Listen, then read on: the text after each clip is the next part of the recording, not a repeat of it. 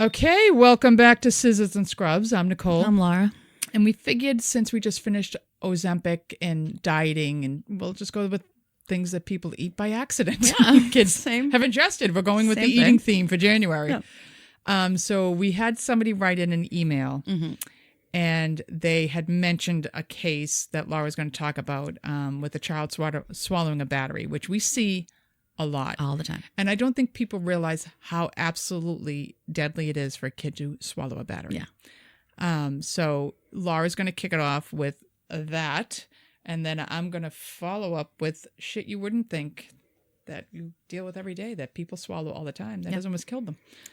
But thank you for the email. I'm literally going to read the exact article you told us about after I go over battery it was a nice ingestion. email. She's like, oh, you don't have to read it. So we figured, I don't know if she wants us to read it or just so. Thank you for the email. Thank you for the great idea. We are always looking for ideas. You want to keep this podcast going, you got to help us. So I got this information from texaschildrens.org and childrenshospital.org. Till every child as well. Yeah. But this is about battery ingestion.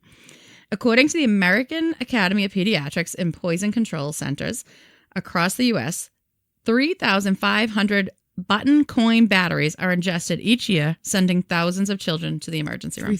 3,500. 3,500. That's a lot of batteries.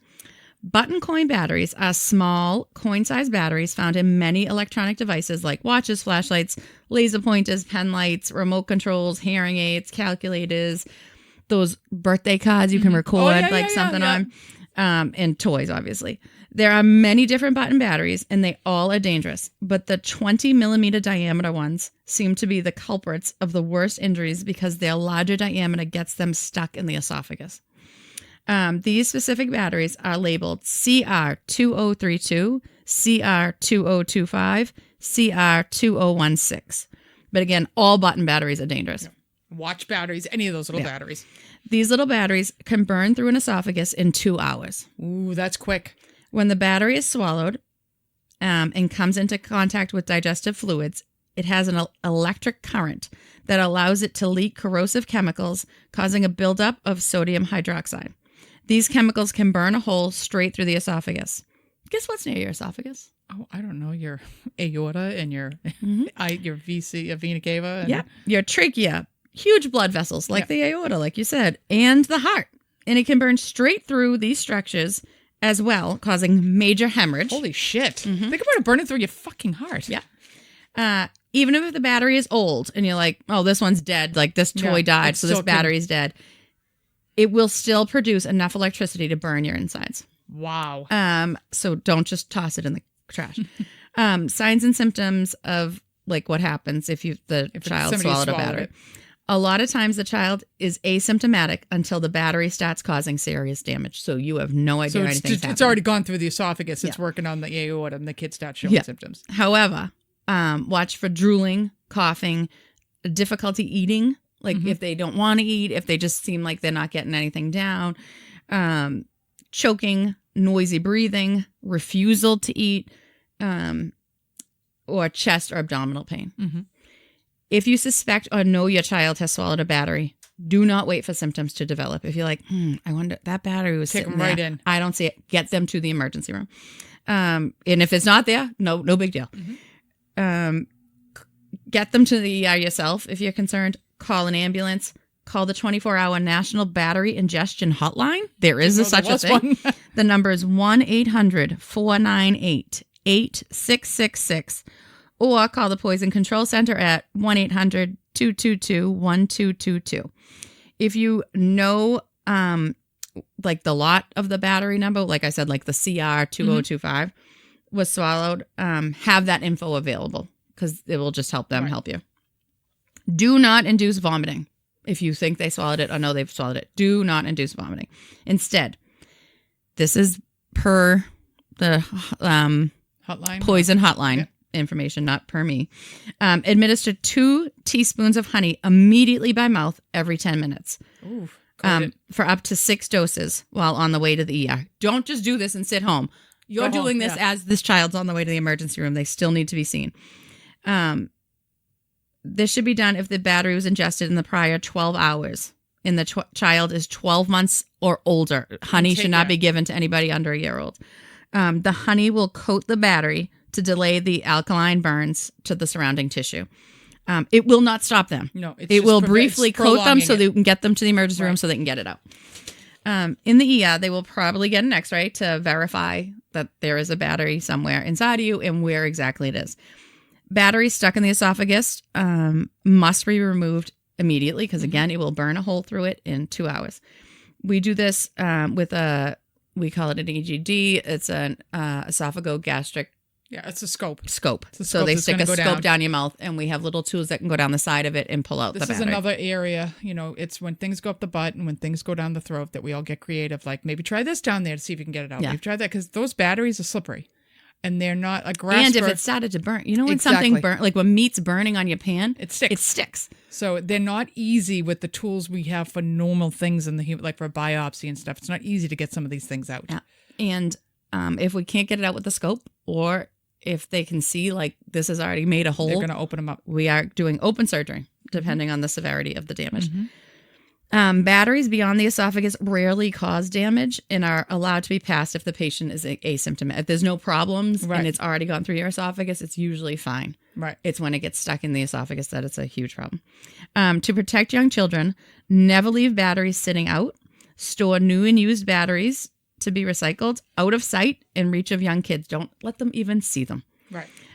Check all household devices to be sure all battery compartments are securely closed. Like half the time the remote, like the little door on the back is gone. It's missing. It's off somewhere. Yeah. Try to buy products that require a screwdriver to open the battery compartment. We'll have a child-resistant locking mechanism. Kids are ingenious with they'll what they can get get that shit. And it's unbelievable. Like, why? Why do you even know there's something in there? Those little tiny fingers, they just work at it. Check your remote controls, garage door opener. Like, it's things you don't think of. If you have that little garage door opener sitting on your little visor. Keyless entry fobs, scales, parking transponders, toys, cameras, PDAs, calculators, digital thermometers, hearing aids. Like I said, the singing cards, talking books. Those kids put those books in their mouths all Constantly. the time. And those books take a beating, so the shit falls out. Right. Portable stereos, handheld video games, cell phones, home medical equipment, flash and pen lights, flashing shoes. Little kids' shoes have these little stupid batteries in them. I always thought that was static electricity. No. Toothbrushes, bedwetting monitors. These things you're putting in your kid's crib have these buttons in them. Keychains, flashing or light up jewelry or clothes, which again, children wear.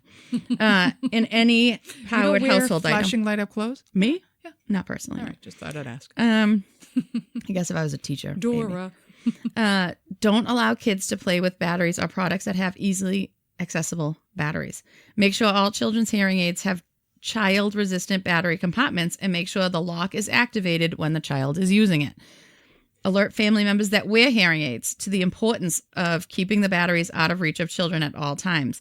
When they remove their hearing aids, they usually take people, when they take the hearing aids out, usually take the batteries out so the battery doesn't die. Because if you leave it in, it's working. Remind them, hey, listen. There's little kids in the house. There's kids here. You can't take that battery out. If you do, you need to put it way up high where they can't get to it. If the kids are sleeping over the grandparents' house, hey, Dad, when you take your hearing aid out, you need to make sure it's out of reach for them.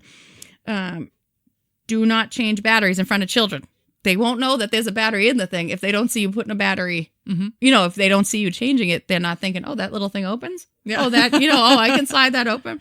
It just helps deter them from trying to get it. Also, serious damage is caused if batteries are placed in the nose or the ears. Yes. Because kids love to shove shit in their nose and their ears. They talk about.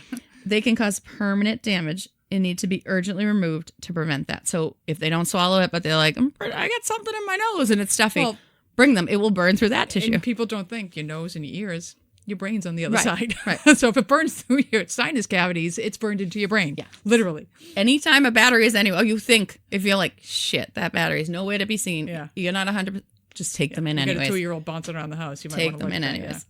So I'm going to read this article. This is what the woman that wrote to us, this is the article she sent us. I'm just going to read. I was going to rewrite it. I was like, it's so good. I'm just going to read it.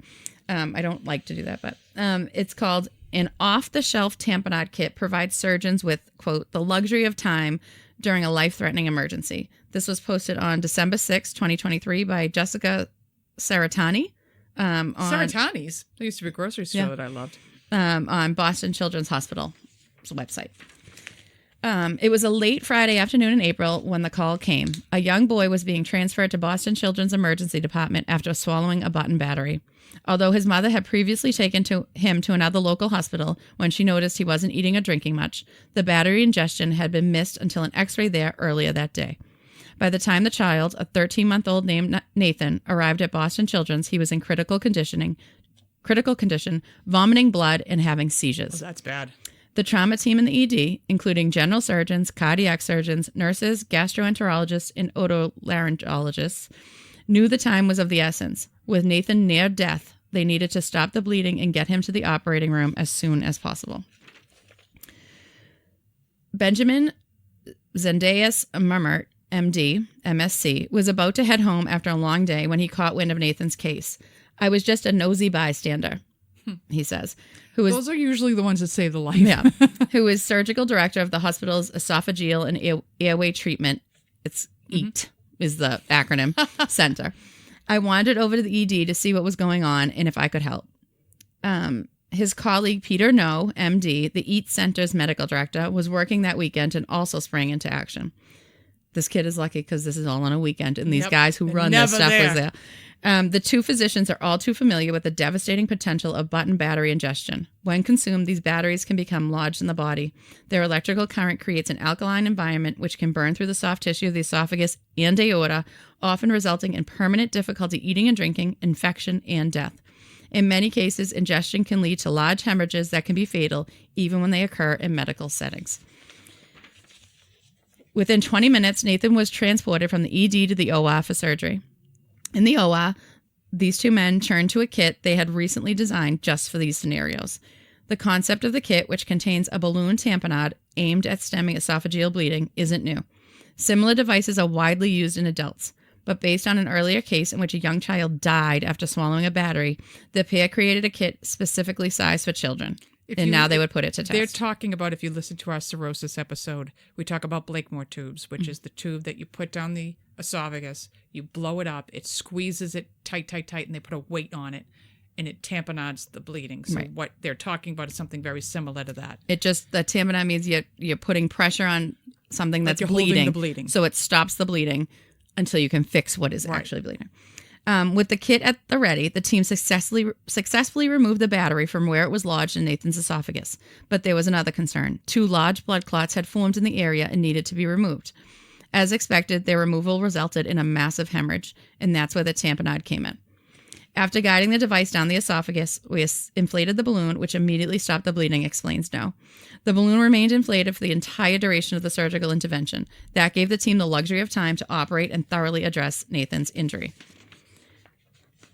Because the source of bleeding was initially unclear, cardiac surgeon Michael Kwan, MD, also scrubbed in to open the chest and ensure optimal control of the bleeding vessel. Yeah. He had a full chest on. We had the cardiac OR team at the bedside in case we needed to perform heart-lung bypass, he says. This is from a battery. Yep. Because No was able to control bleeding with the balloon, Kwan and Zendejas Murmert had time to safely identify the source of bleeding and transition to conventional surgical control of the bleeding through chest and neck exposure without requiring bypass. With this achieved, they were able to dissect the esophageal fistula that had formed, debride the left carotid artery.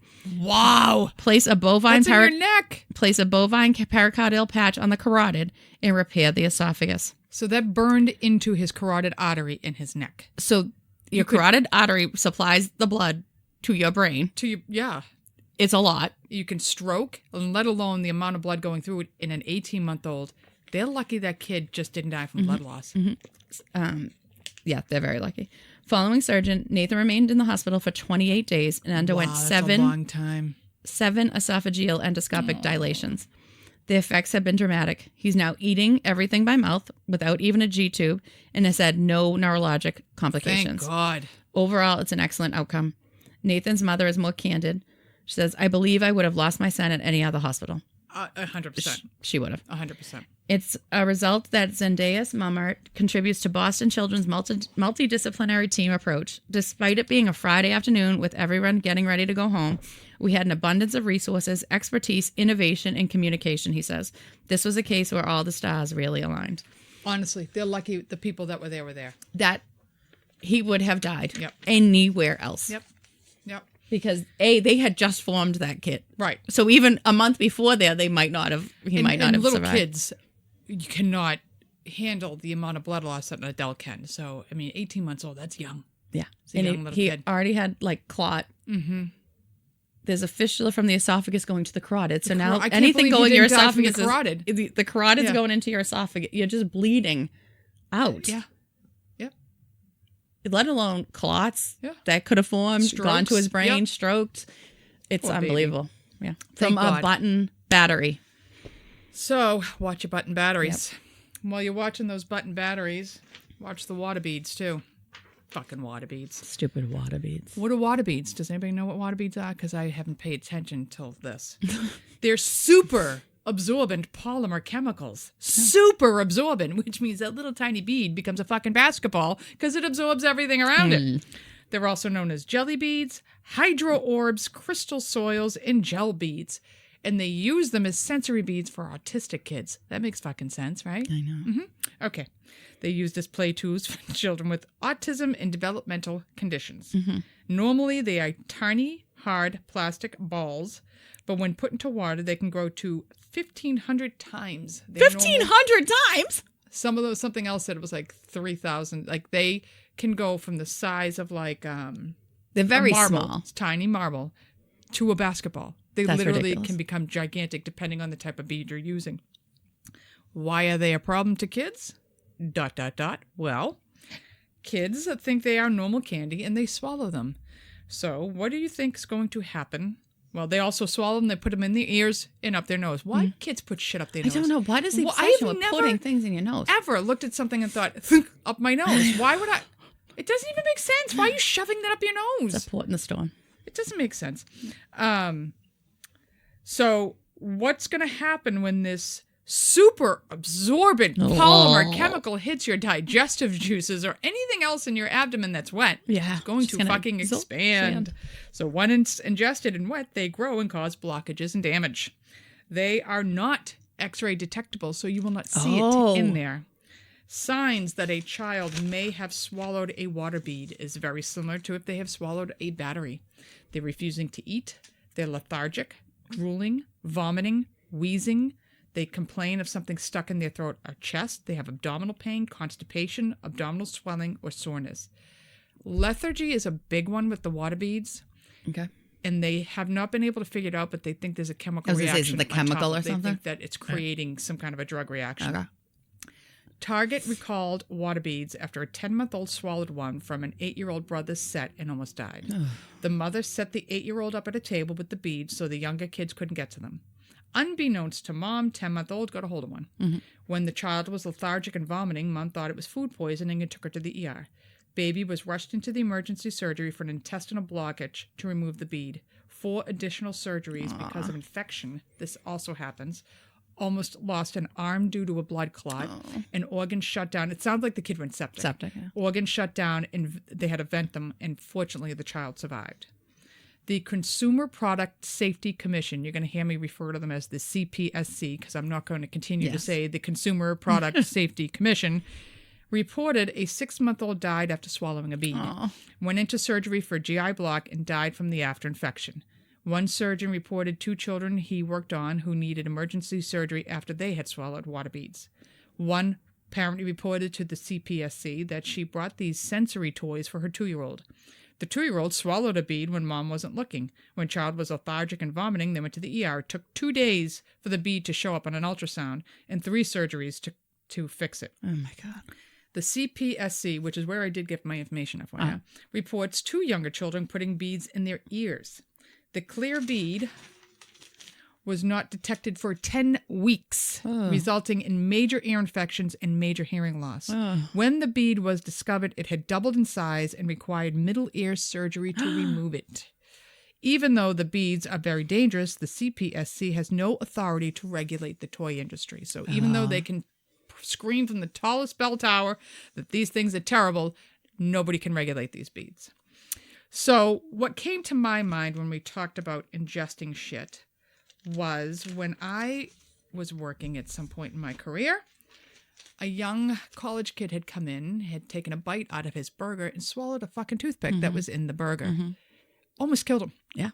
So we're going to talk about toothpicks in your food. Everyone I know, they're like, oh, look at Laura. There's still a toothpick in my food. And I'm still eating. I'm like, go ahead. You're going to need intestinals. Or go ahead. Knock Wait to yourself hear out. what it ends up. Yeah. I'm like, you.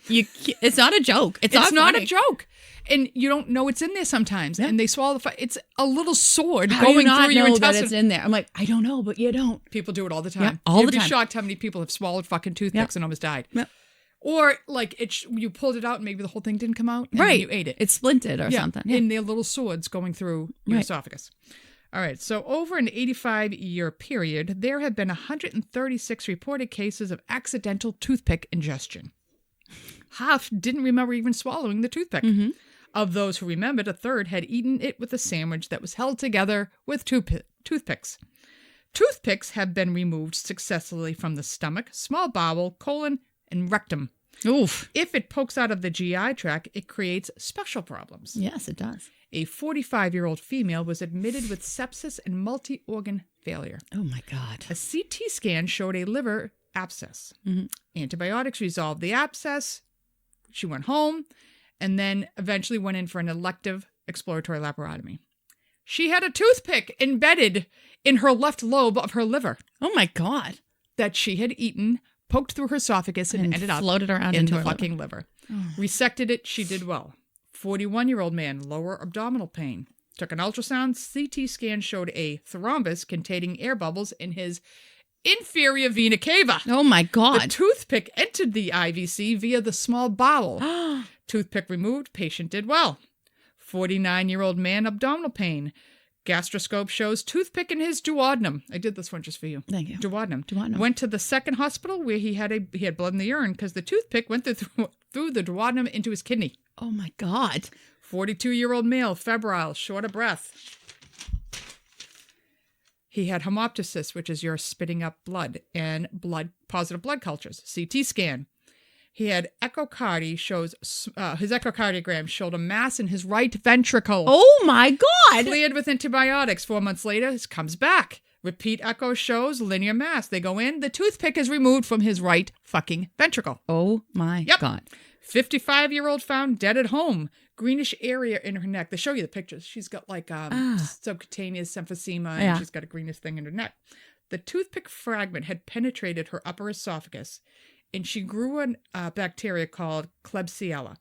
Klebsiella is normal bacteria found in your intestines, but it's dangerous when it enters into items. So it took it out with it. And it can give you pneumonia or blood infections. 50% of people infected with this die. Oh, geez. She had been to the ER 2 times in 5 days for throat discomfort. The laryngoscopy and x-ray, they did a laryngoscopy and they found that she had a fragment of a toothpick in there, and that's what killed her. Oh, my God. Yep. So that came from the New York Times, Physicians Weekly, Feldman Shepherd blog, and healthchildren.org. And when you Google toothpicks down the throat, this kid comes up, number 1. 19-year-old kid. And again, I'm going to read it because it's just easier. I'm going to kind of paraphrase it, but I wasn't rewriting this either. A young man nearly lost his life to a toothpick he didn't even know he had swallowed, according to a harrowing report published Wednesday in the New England Journal of Medicine.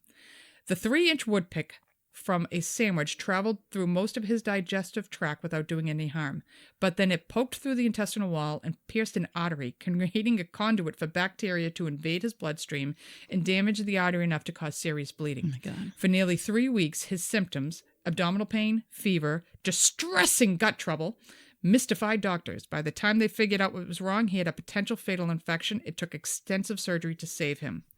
For the young man in the new report, the first hint of trouble was a fever and pain in the right lower part of his abdomen, then nausea and diarrhea. He was 18 and a professional athlete on the road with his team for training. His identity is being kept confidential by the doctors. Mm-hmm. He went to the ER where blood tests and CT scans were normal. Doctors were stumped. After keeping him 5 hours for observation, they sent him back to the hotel. No diagnosis. Mm-hmm.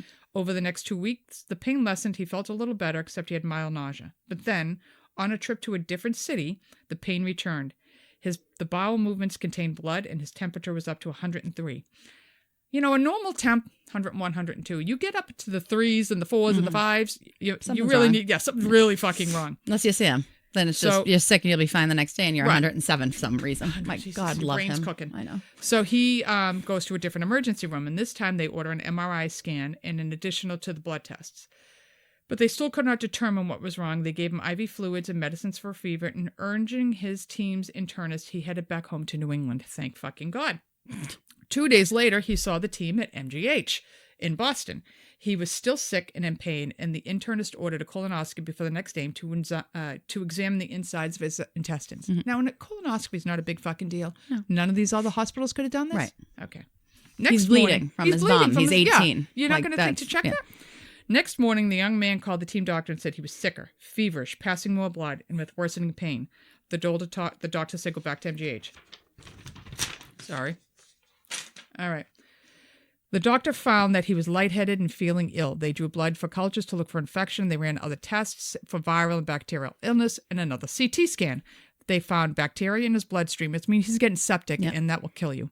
They could not see anything abnormal on the scan, and he continued to worsen. His pulse is racing. He's now up to 104 degrees. He's getting mental confusion, rapid breathing, signs of sepsis, and a deadly response to an infection.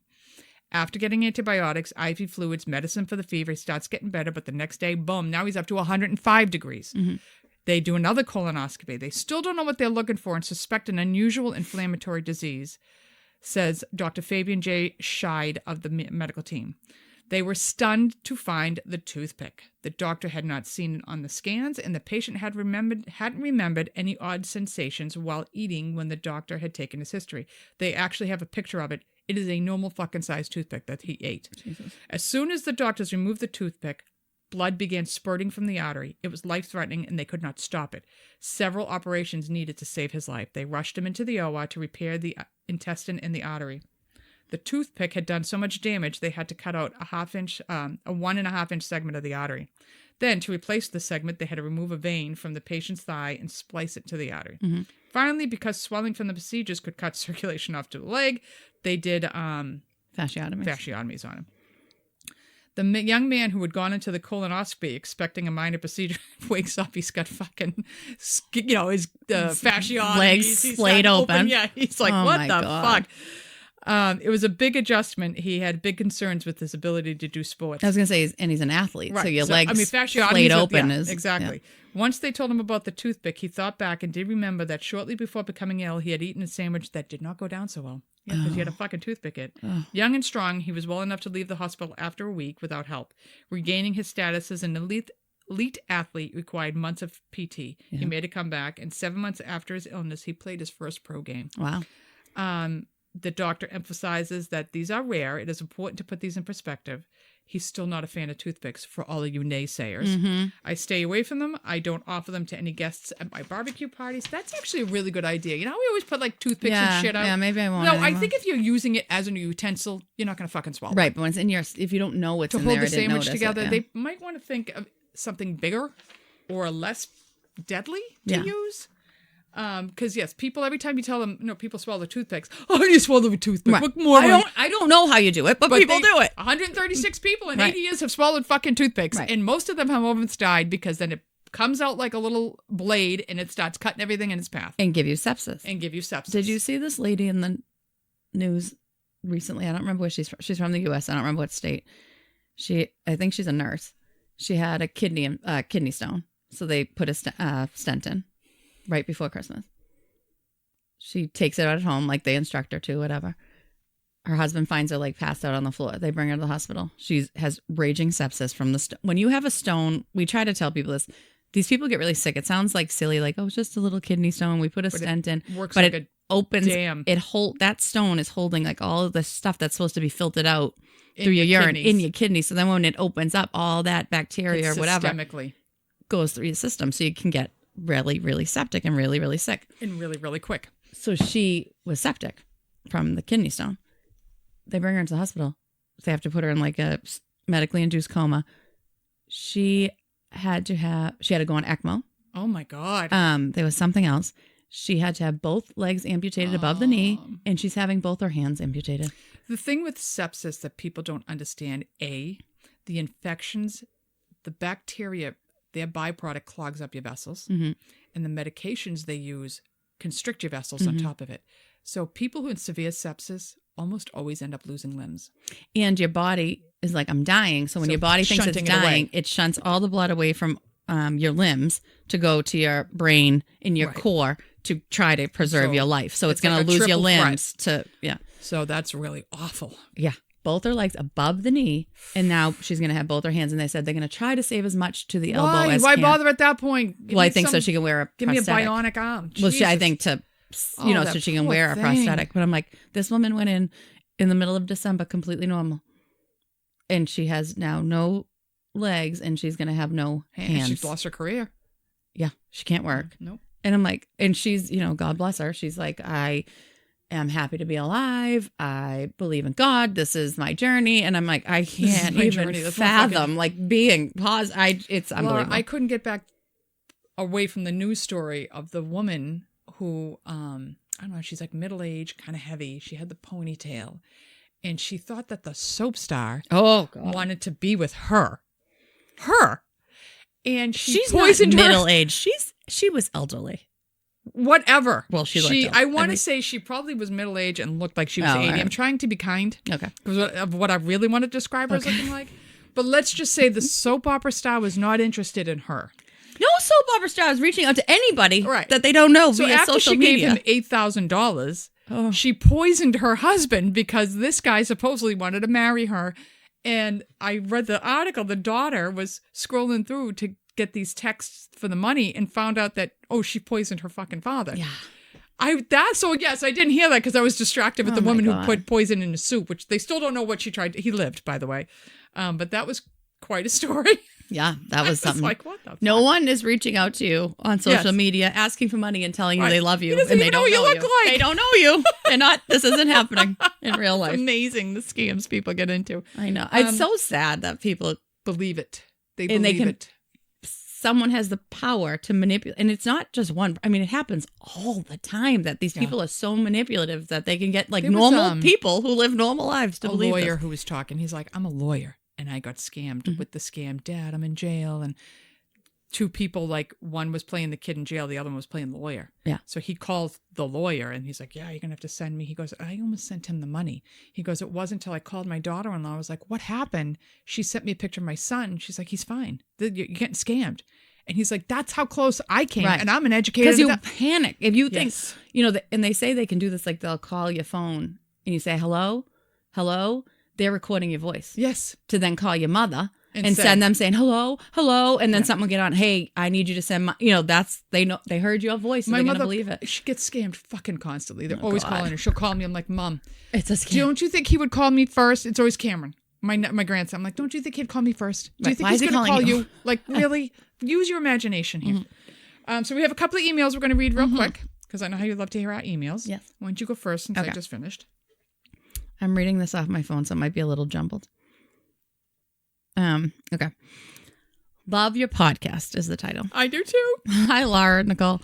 I felt compelled to finally email you after recently discovering your podcast. I had been randomly searching for funny nursing podcasts to listen to while running and found you two. Yay. I've been listening all out of order and first stumbled upon the Wizard of Oz episode. It's a random one. How much I hate the fucking Wizard of Oz. I had to say it one more time in case you didn't get it in that episode. I was literally laughing my ass off within minutes of hearing the banter between you two. I also happen to fucking hate the Wizard of Oz too. Thank you. And yes, fuck all those people who terrorized Judy Garland. In weeks, the two of you have really brought legit joy to me. Mostly because of your Mass accents and the fact that you are both nurses with a lot of experiences and with some great fucking stories. I am a 45-year-old mom nurse and living in Madison, Wisconsin. I have been a nurse since my early 20s and have been in the ICU now for years, but have also worked in a bunch of settings. You're a real nurse. Yeah. I also was born and raised in Massachusetts and grew up in Mass and New Hampshire. I worked my early nursing career in New England and was surrounded by people, like you both, who had my accent and also dropped the F-bomb roughly every 10 words. And also were great nurses. Most of my immediate family is or has been in healthcare, so I have been immersed in it throughout my life and have had a dark, dry sense of humor since probably conception. Well, you're from here, so that's just being from New England. Yeah. I was also raised in an Italian Catholic family. Oh, my girl. So much of the shit that comes out of your mouths, from the accents to the jargon and references, really make me nostalgic for New England.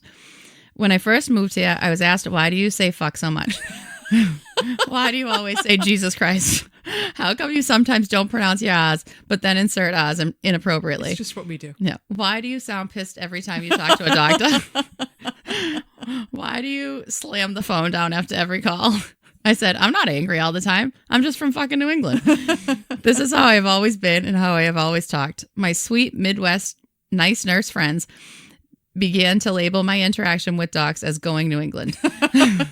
They'd label us as going Revere and Ball. Yeah. I have been here since 2008, though, so those that have known me since do say I have softened a bit. I was listening to the Munchausen episode while out for a run tonight before going to work, and one of you referenced the nuts in the bowl at your grandmother's house and the accompanying nutcracker. That was me. We both had nuts. Yeah. My mother used to put it out, and I'd be like, and I as a kid, I'm like, why do we have fucking nuts on the table? Oh my God, I loved it. I couldn't even eat them. I just wanted to crack them. Definitely, I would crack my grandfather's all the time. Walnuts and hazelnuts and a bag of nuts. So I fucking lost it. I grew up staring at those fuckers and watching adults crack nuts all through the holidays. I guess I just wanted to email you both and tell you that I think you are both fucking great, and I appreciate your podcast, your humor, and your outlook.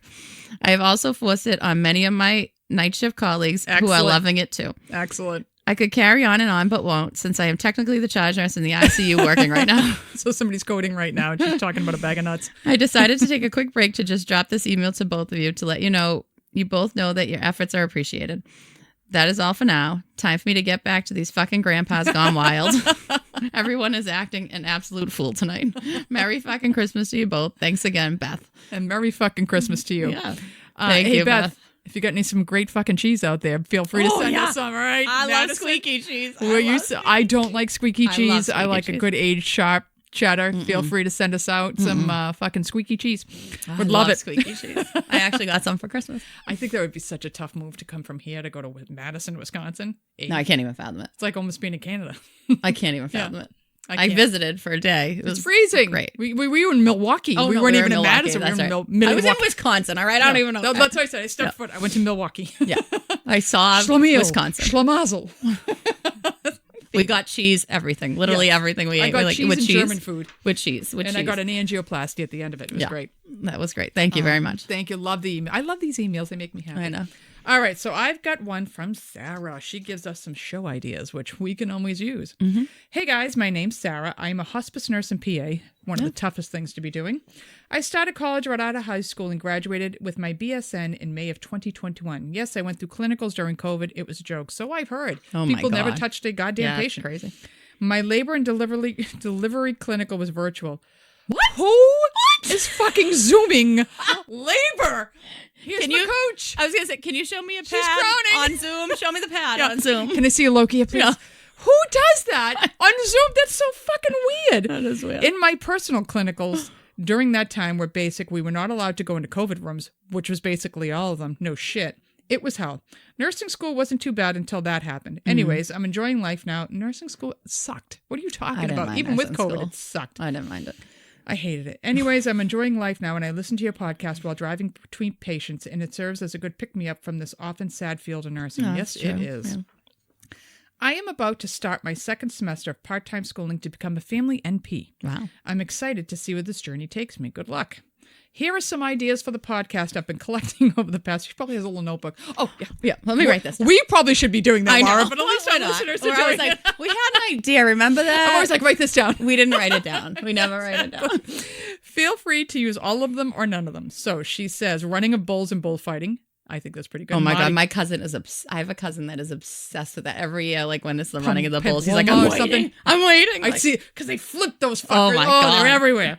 Mardi Gras. I don't even know where I'd begin with Mardi Gras. Natural dying process and rigor mortis phases. I'm always about the rigor mortis, lividity, and all that. The rigors. Yeah, I've told my rigor mortis story. Dumb or weird ways people have died. We could do that. Yeah. Herbal alternative medicines, diets, keto, paleo. Yep, that's a good idea. Yeah, that is. Holocaust experiments. Oh, that is something I will never do. I've listened to things on what Mengele has done, and they're too disturbing for this podcast. Believe it or not, that's something that it's. I mean, good idea. We don't personally. It's too horrifying. We don't what like he to did. look at, even though it's awful. There's no people adding should humor to that. No, people should know about it. As my mother said at Thanksgiving dinner one year, literally, she said this. You know what's funny about the Nazis? And I said, you know what, Mom? That's a word that's never left anybody's mouth because there's nothing funny about the Nazis. No. I don't know where she was going with that because I cut her off at the pass. Yes. Discontinued meds.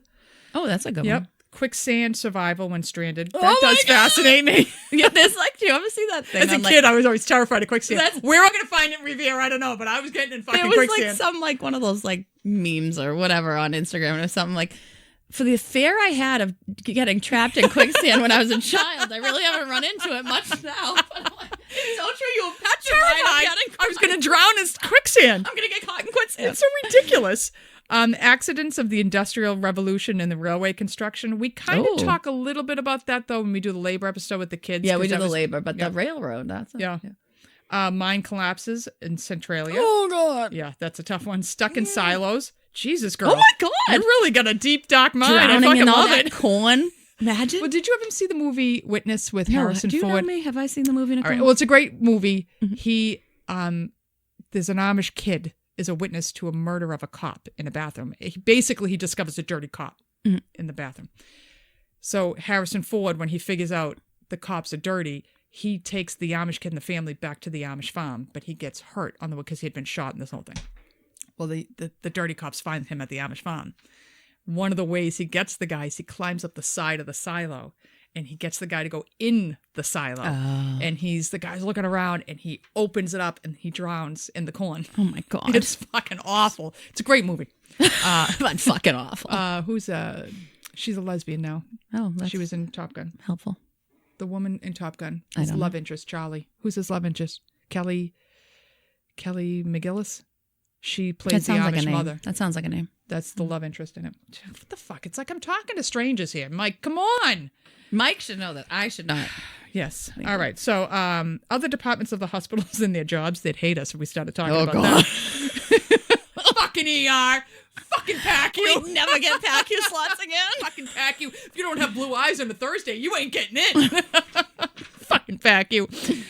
Further nursing degrees, different types like NP versus DNP and medical degrees. Yeah, we have discussed doing that. Yeah, it's probably one of those ideas we have. We've got. Yeah, but now we got it written down, so we're good. 9/11. We always say we're going to talk about 9/11. We never do. I know. It's such a huge event to try to break it down into something we could talk about in an hour is hard. Natural birth versus C-section. NICU, congenital birth defects, child-specific illnesses. Mm-hmm. This would be actually sketchy long-term care facility things and elder abuse. That would be a never-ending topic. Tuskegee syphilis experiments. We talk about that. We did do Tuskegee. We talk about that in... I don't remember what episode it is, but I think it's the was syphilis. It a Black History? I think it's a syphilis. Or was it one of those? Episode we talk about it. I'll send up a follow-up email if I think of any more. Please do. Yes, please. Please fill that book. We have a written out list now. This is great. Thanks for adding light to my sometimes dark days. And I bet they are. Sarah, thank you for doing what you do. Yes, thank you very much for doing what you do. In their end of life. I think it's always a very special gift to be there the day somebody is born and the day somebody dies. Mm-hmm. So thank you for the ideas. You'll probably be hearing some of them this year. Yes. And don't lose that list. Give that list to Mike. I'm going to put it in my little... all right. And I'm going to give it to Mike. You're right. Mike. Laura doesn't trust me because I'm a dope. No, I don't trust you. I love you, but I don't trust you. Yeah. Don't give that to Nicole. Don't put that in your bag. Sometimes you don't even have the podcast in that bag. Black hole. I don't know what happens in that bag. You show up and you don't even have the podcast. Oh, I have many notebooks going. All right. So listen, enjoy the days. We have not thought for a second of what we're doing in February, but we'll come up with something. Well, we got a list. I'm loving that list. I know. Yeah. Maybe we'll talk about fucking other departments of the pack you. Fucking pack you. They might kill us. What? They might kill us. No kidding. My podcast will be canceled immediately. Yeah. All right. So enjoy, and we'll talk to you soon. Bye. Like, subscribe, rate, and review the Scissors and Scrubs podcast on whatever podcast app you listen to us on. Follow us on Twitter, Facebook, and Instagram at Scissors and Scrubs. And email us any of your stories or thoughts to scissorsandscrubs@gmail.com.